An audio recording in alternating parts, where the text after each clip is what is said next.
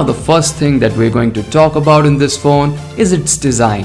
Moto G 2016 is still an all-plastic phone and sports the familiar design of the previous generation Moto Gs. However, there are some very refreshing and useful tweaks and some not so useful ones. Okay, talking about the good things first, this phone is relatively thinner at 7.9mm, so looks sleeker and meaner than the previous generation Moto Gs. The small square-shaped fingerprint scanner on the front looks pretty cute. The camera module is separated by a stainless steel chassis, which looks very good. And below that you still get the trademark Motorola dimple, which is a big deal for many Motorola fans. Also, the plastic back of this phone is removable, so you get many options to personalize the look of this phone as per your preference.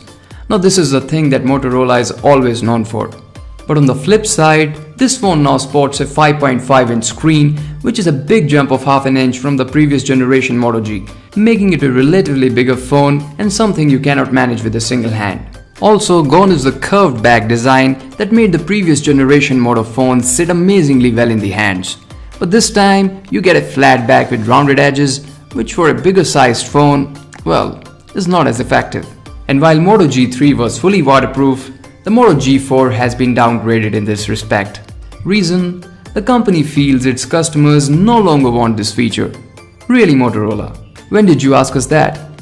So the new design of Motorola gives a mixed feeling, where increasing its size has placed it in direct competition with phones like Redmi Note 3 and Lenovo ZUK, which at a way less price not just come in attractive metal unibodies, but also look and feel way more premium.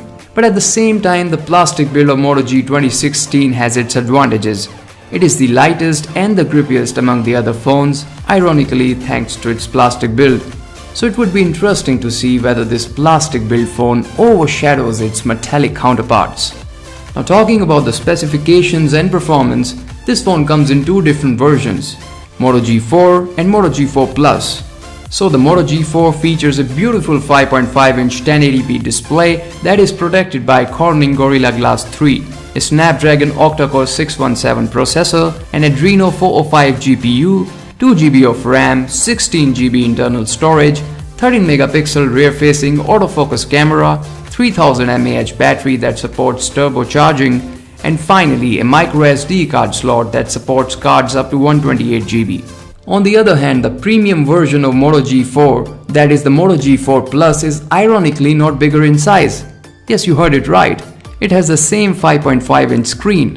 So the Plus here signifies other benefits such as a fingerprint scanner on the front of the device, 3GB RAM, 32GB internal storage, and a best-in-the-class 16MP laser autofocus camera, which we'll discuss in detail later.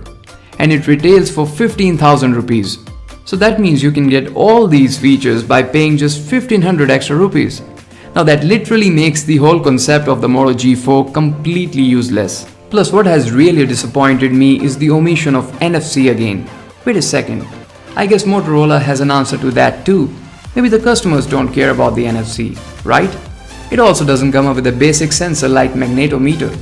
Oh come on Motorola, this is too much. Anyways, coming to the performance of this phone, and that is where this phone excels in all its glory. The Snapdragon 617 processor with 3GB RAM translates into a great performance, especially for such a price. This phone will run nearly everything that you'll throw at it, except that it does heat up while playing heavy-duty games. And even the 2GB RAM version of this phone will handle most of the things smoothly without any trace of lag. And that is because Motorola, even under Lenovo, offers you an essentially stock Android experience when it comes to the user interface. The Moto G4 and G4 Plus runs on Android 6.0.1 Marshmallow with a very thin layer on top to add only some essential Motorola features. So that makes the user interface clean, beautiful and very light. So the phone feels extremely snappy and the transitions look fluid. Also, you get some very popular Motorola features with this phone, such as the Moto Display, Moto Voice and Moto Action. And these are the most convenient features that you would find in any smartphone. Now the battery life of the previous two generations of Moto G was plain average, and also one of the factors why it didn't find much success.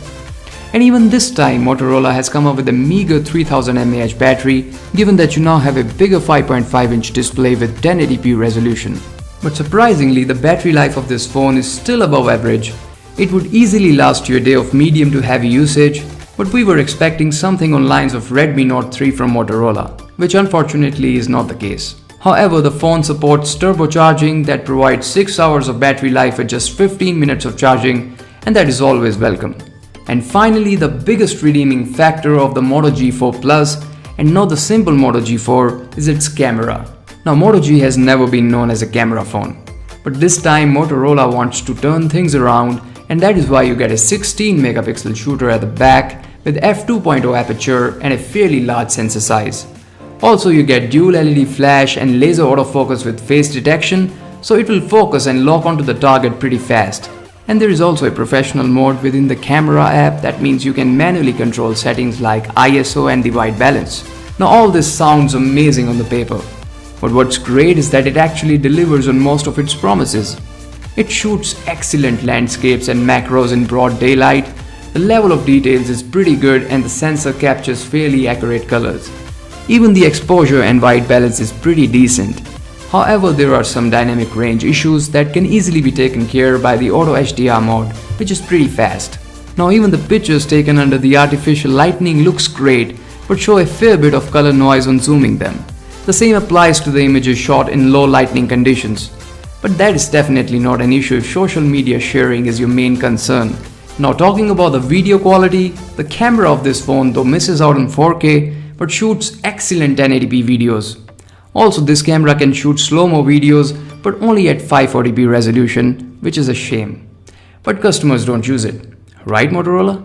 Also, please note that I'm not reviewing the 13 megapixel camera sensor of the Moto G4. Now Moto G4 Plus is a very good phone. It is a step ahead in almost every department except the design, which is still plastic dominant. But that has its own charm, so we're not complaining. Now this phone is a complete all-rounder. The phone comes up with the latest version of the Android, a great display, super fast fingerprint sensor, amazing specifications, and above average battery life, and finally, a great camera at this price. Now it would have been a killer phone had it retained the water and dust protection qualities of its predecessor, or had it come up with a cheaper price tag. But even at this price, I think it's a pretty damn good device. But still, this phone will definitely not destroy the competition. However, given that the competition basically comprises of Chinese smartphones that are not distributed around the world, this is going to be a very popular phone, unless OnePlus comes up with something really exceptional with the OnePlus 3. But till then, for all those looking for a dependable low-end smartphone, this is a great option. Now that's all for this video guys. I hope you find it useful. If you did, please do press the like button down below and share this video among your friends. Do press the subscribe button if you want to watch more such videos. Until we guys meet again, take care.